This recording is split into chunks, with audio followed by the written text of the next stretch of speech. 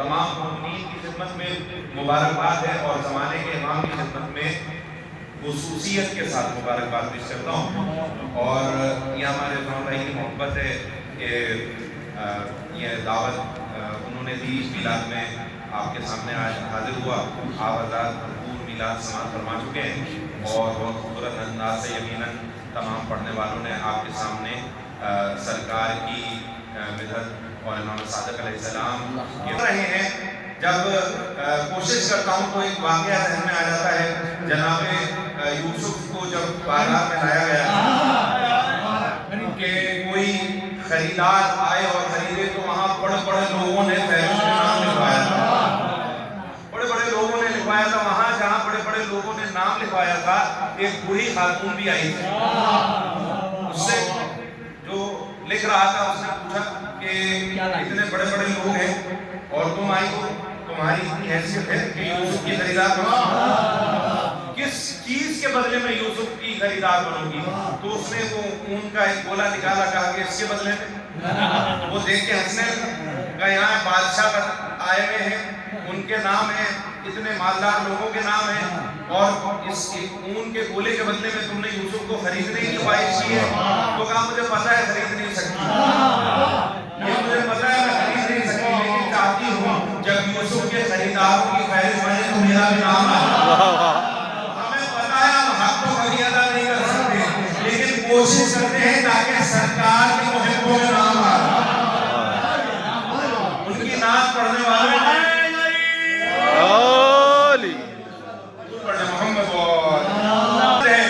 وہ جس کا وعدہ پروردگار عالم نے کیا، جو نبی آیا، جس نبی کو بھی نبوت ملی ہے وہ اسی شرط میں ملی ہے کہ جب جائے گا تو یہ پیغام دے گا کہ وہ آنے والا آئے گا، اس آنے والے کی خبر دینے کے لیے یہ سارے آئے ہیں، انسانیت کو تیار کرنے کے لیے سارے آئے ہیں۔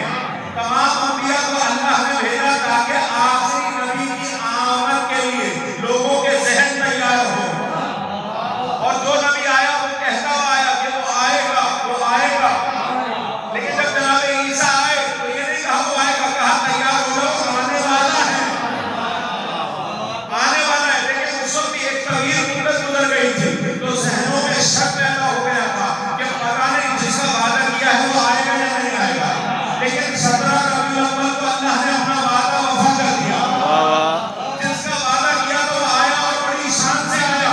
حضرت جب پہلے محمد کے بارے میں شک ہوئے تھے، آخری محمد کے بارے میں بھی شک ہو رہے ہیں، آخری محمد کے بارے میں بھی شک ہو رہے ہیں، تو یقین رکھیے جیسے پہلے محمد کا وعدہ پورا ہوا ہے آخری محمد کا وعدہ بھی پورا ہوگا، آخری محمد کا بھی وعدہ پورا ہوگا۔ اور اس کے بعد آ گئی نہیں یہاں پر تو ذرا آپ کو ہدیہ کر دوں، لیکن میں نہیں کہہ رہا، بہت کسی دہلوی ہے، میرا عالم نہیں ہے، ہمارے بھائیوں کا عالم ہے، انہوں نے اپنی کتاب میں لکھا کہ سرکار کو اللہ نے جتنے کمالات تمام انبیاء کو دیے تھے، جتنے کمالات تمام انبیاء کو دیے تھے وہ سارے ملا کے سرکار کو دے دیے، وہ سارے معجزات سرکار کو دے دیے۔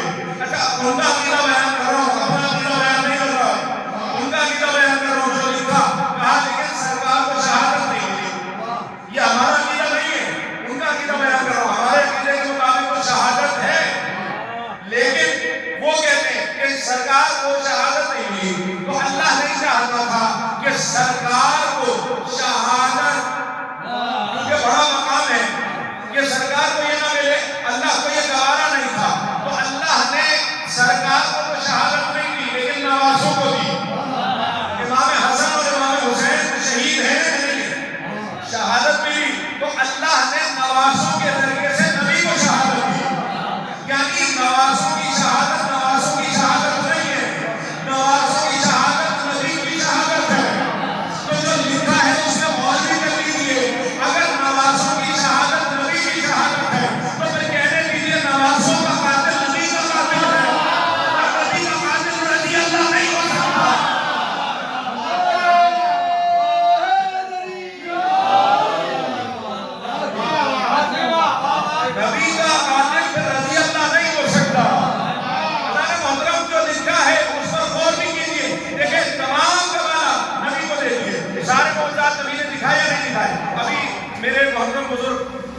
صاحب بہترین خطابت کر چکے ہیں، اب ان کے بعد میں کیا، میں تو بس ظاہر ہے کہ حکم جو مجھے ہوا ہے اسے پورا کرنے کی کوشش کر رہا ہوں۔ خطابت بھی کی ہے اور منقبت وانی بھی کی ہے، تو عنوان آپ کو مل گیا سب کچھ، لیکن پھر بھی کوشش کر رہا ہوں۔ ابھی چاند اور سورج کی بات کر رہے تھے نا، اچانک محترم نبی کے پاس آئے تھے تو کیا کہا تھا؟ ابو طالب کے ذریعے سے پیغام بھیجا تھا۔ وہ کافر تھے مگر جانتے تھے نبی تک پہنچنے کا دروازہ ابو طالب ہے۔ دروازہ تو اسی خاندان میں رہا، کبھی باپ دروازہ بنا، کبھی بیٹا دروازہ تو اسی گھرانے میں رہا۔ آئے تھے اور کہا کہ سرکار سے کہہ دیجئے، محمد سے کہہ دیجئے ابو طالب کہ ہم سب کچھ دینے کو تیار ہیں۔ ابھی پڑھ رہے تھے نا کہ ساری دولت تیار ہے، کہیں تو حسین ترین خاتون سے شادی کرا دیں، اور اگر حکومت کی خواہش رکھتے ہیں تو حکومت بھی دے دیں، سب دینے کو تیار ہے۔ سب مل رہا تھا، سارے بینیفٹس یہی ہے نا بھائی، دولت بھی مل رہی تھی، حکومت بھی مل رہی تھی، حسین ترین خاتون سے شادی بھی ہو رہی تھی، سب ہو رہا تھا۔ لیکن جب پیغام دیا تو سرکار نے کہا کہ اگر یہ میرے ایک ہاتھ میں سورج رکھ دیں، دوسرے پہ چاند رکھ دیں، تو بھی میں لا الہ الا اللہ کی تبلیغ سے رکوں نہیں۔ جس مقصد کے لیے آیا ہوں مقصد پورا کروں گا۔ بس جانے محترم زبان حال سے بیان کر رہا ہوں، تاریخ کی حقیقتیں اپنے انداز سے بیان کر رہا ہوں۔ اللہ کو ایسا پیار آیا اپنے حبیب پہ، کہا میرے حبیب میری محبت نے تو نے سب ٹھکرایا ہے، تو نے چاند و سورج بگڑایا ہے، تو میں بھی خدا کو وعدہ کرتا ہوں، چاند تیرے لیے دو ٹکڑے ہوگا، سورج تیرے لیے پلٹ کے آئے گا، سورج پلٹ کے آئے گا۔ بڑے بڑے موجود دکھائے نا، دیکھیں یاد تو ہے نا جہاں سے بات میں نے شروع کی، موتی سے تحقیق کا تمام کمالات جمع کر دیے، جتنے کمالات دیے تھے دیگر انبیاء کو، دیکھیں جناب عیسیٰ بیمار کو شفا دیتے تھے، مردے کو زندہ کرتے تھے، دیگر انبیاء دیکھیں جناب سلیمان وہ جانوروں سے کلام کرتے تھے، دیگر مخلوقات سے کلام کرتے تھے، ان پر حکم بھی چلاتے تھے، نبی نے سب کر کے دکھایا، انگریزوں سے کلمہ پڑھوایا، پتھروں سے کلمہ پڑھوایا، درختوں کی جگہ بدلوا دی، اور صرف یہ نہیں، جناب موسیٰ نے تو دریا کو دو نیم کیا تھا نا، نبی نے تو چاند کو دو نیم کر کے دکھا دیا، چاند کو دو ٹکڑے کر کے دکھا دیا، سورج کو پلٹا کے دکھا دیا۔ تو سارے کمالات نبی میں جمع ہیں یا نہیں ہیں؟ جب سارے کمالات نبی میں جمع ہیں تو پھر انبیاء کے کمالات میں جناب کا کمال بھی موجود ہے، ان کی عمر بہت طویل تھی، اور جناب عیسیٰ کا کمال بھی موجود ہے، وہ آج بھی قیامت میں ہے۔ اسی مقام تک لے جانا چاہ رہا ہوں سرکار کے فضائل کے ذریعے سے، میں سارے کمالات جمع اگر نبی میں ہیں تو پھر دو چیزیں تو باقی رہ گئی نا۔ آپ نے سنا ہوگا اکثر کہ جناب نوح کی عمر 900 برس تھی، نہیں، 900 برس تو فقط تبلیغ کی تھی، پہلے 300 برس تبلیغ کی، پھر کہا کہ بدعا کریں ملائکہ آئے گا، پھر تبلیغ کر لیجیے، پھر 300 برس تبلیغ کی، پھر ملائکہ آئے، کہا پھر تبلیغ کر لیجیے، 900 برس تو فقط سمجھایا ہے۔ تاریخ میں تقریباً کوئی 2500 سال کی عمر ملتی ہے جناب نوح کی، تو طول عمر یہ کمال تھا جناب نوح کا، یہ فضیلت اللہ نے اس چیز کو ظاہر کیا جناب نوح سے، سبحان اللہ، لمبی عمر تھی۔ اور دوسرا جناب عیسیٰ گئے آسمانوں پر، آج بھی موجود ہے، تو پھر دو انبیاء کے کمالات ذرا نبی میں ڈھونڈو، دو نبیوں کے کمالات بھی وہ اللہ نے رسول میں جمع کیے ہوں گے، تو آپ کے وقت اگر شہادت نہیں ملی، نوازوں سے شہادت نبی کو ملی، تو پھر نبی کی اولاد میں کسی ایک کو تلاش کرو جس کی عمر بہت طویل ہو اور جو بہت طویل عرصے سے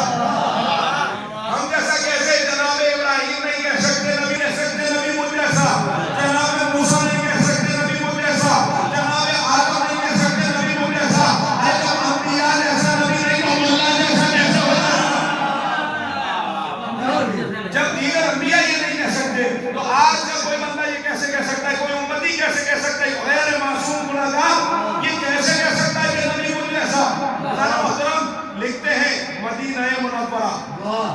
توجہ کیا لکھتے ہیں؟ مدینہ منورہ یعنی منور ہے، نور ہے، مدینے سے نور نکل رہا ہے. اب میں ایسا پوچھنا چاہتا ہوں جو لکھا ہے سمجھا بھی ہے مدینہ منور ہے کہ میرے نبی کے نور سے منور نہیں تو کیا تمہارے باپ دادا کا نور؟ کس کا نور ہے؟ جس کے نور سے منور ہے. منور لکھا بھی ہے اور بحث بھی ہو رہی ہے. چلیے میں آپ کے سامنے قرآنی دلیل پیش کروں. بھائی کہتے ہیں نا کتاب سے لاؤ، قرآن سے لاؤ. قرآن سے بات کرتے ہیں.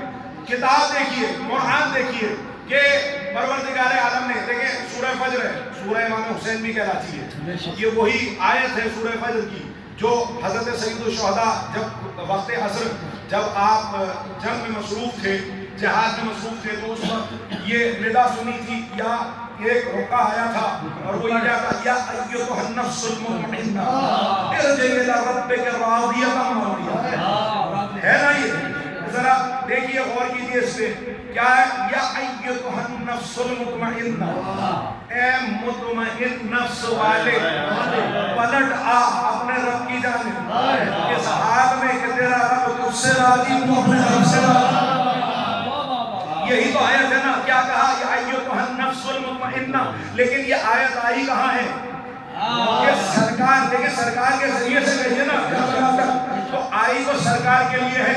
سرکار کو جب اللہ مخاطب کر رہا ہے اور اپنے حبیب کو بلا رہا ہے تو کہہ رہا ہے یا ایتھا النفس المطمئنہ، اے مطمئن نفس والے ارجعی پلٹ آ، پلٹ آ. دیکھیں میں واضح کرنا چاہتا ہوں مسئلہ حل ہو رہا ہے.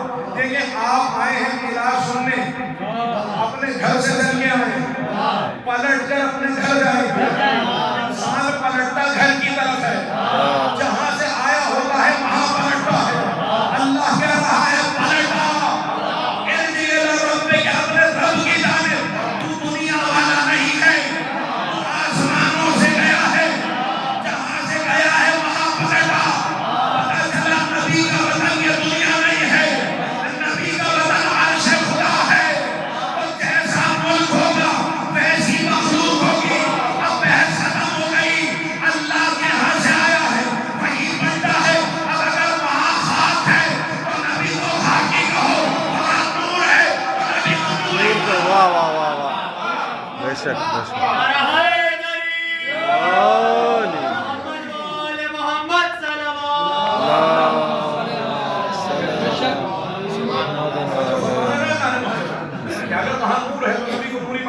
نبی سے مدد نہ مانگو، جو دنیا سے چلا جائے وہ سنتا نہیں.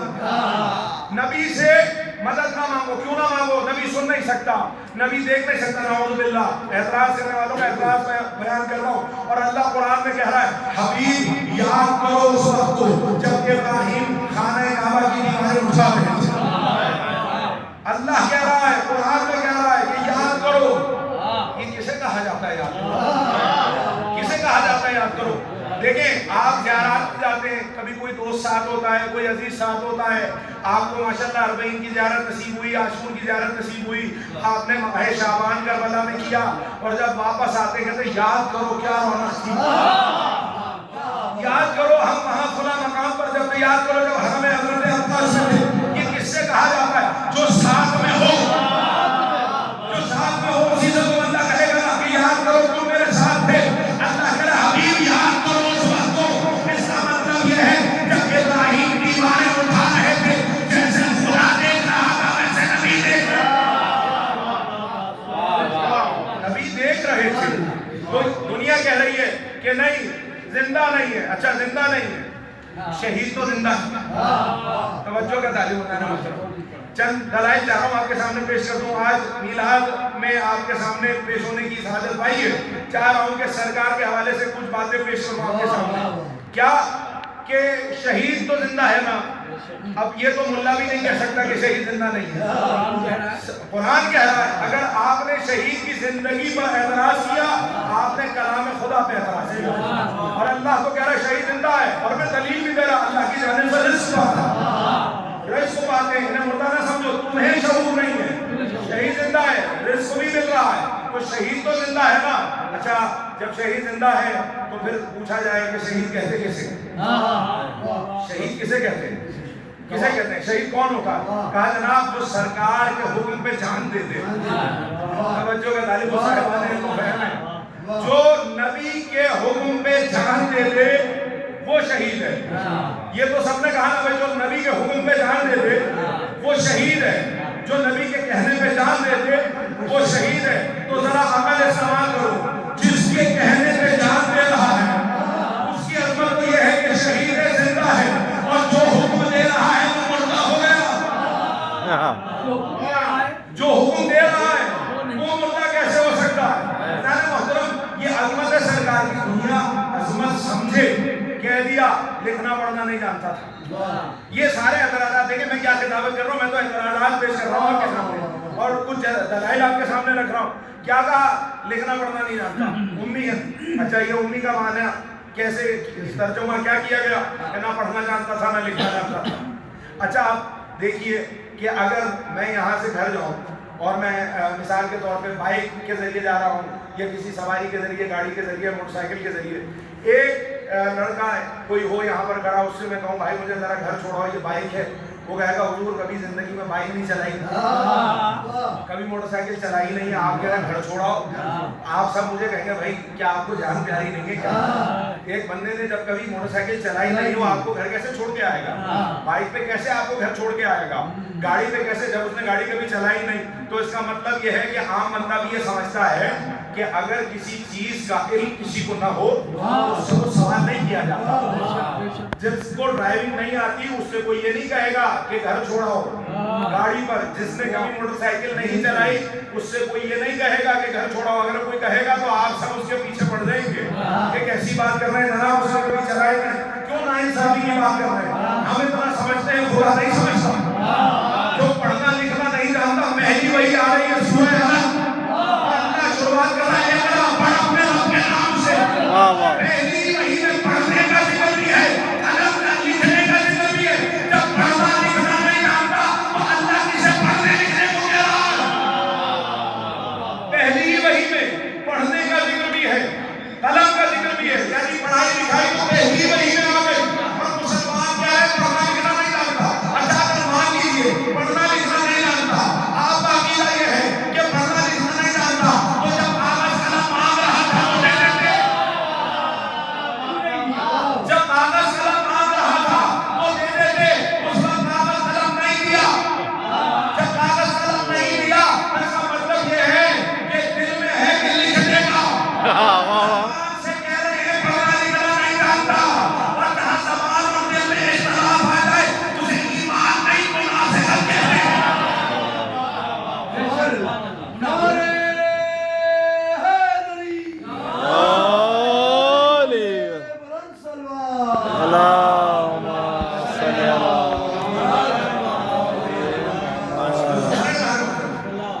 جہاں دل میں اور زبان میں اختلاف آ جائے یہ ایمان نہیں ہوتا، یہ ایمان کا اپوزٹ ہے، یہ اس کی ضد ہے.